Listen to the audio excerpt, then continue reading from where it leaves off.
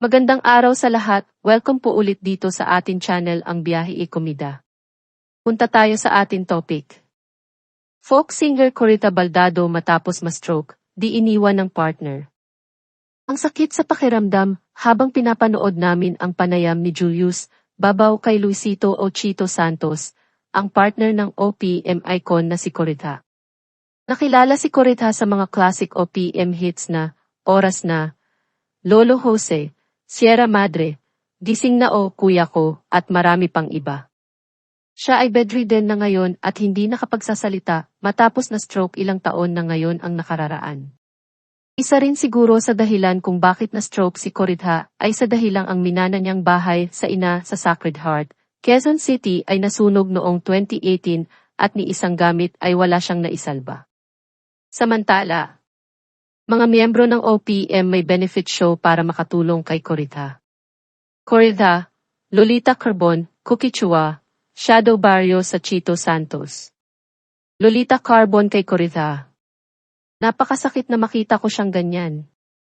Parang kinurot sa puso ang OPM icon na si Lolita Carbon nang makitang muli ang kapwa singer at kasabayan sa entertainment industry na si Corita.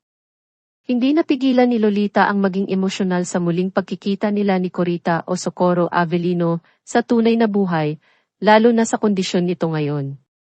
Kasama ni Lolita na bumisita kay Corita ang broadcast, journalist at content creator na si Julius Babaw sa bahay ng partner ng may karamdamang folk singer na si Chito Santos.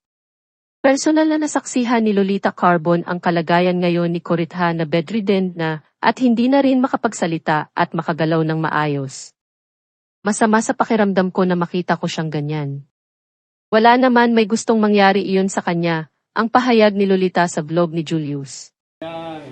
Oo naman, oo naman. Tingin siya. Oo eh. Naku, ang dami-dami ng talagang concern na sana gumaling ka na. Kasi mahal na mahal ka ng taong bayan. Dami nag-aanap. Naging close ba kayong dalawa? Lahat naman ng mga musikero close yan pag nagkikita. Nagkikita sa gig, nagkikita sa mga events. Automatic yon kasi katulad nga sa Philippine Arena. Ganyan. Tapos, kumustahan.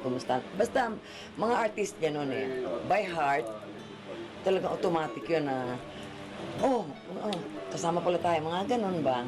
Hi, hello, ganyan, kwentuhan. And then after that, yun na, tapos... Panoorin ang buong istorya sa Julius Babaw Unplugged. At yan ang atin latest showbiz chika update for today. Huwag kalimutan mag-subscribe. Click the notification bell for more showbiz chika updates. Like and share the video at suportahan po ang atin Facebook page. Maraming salamat sa lahat ng nag-subscribe. Indeed. Magandang buhay sa lahat, paalam.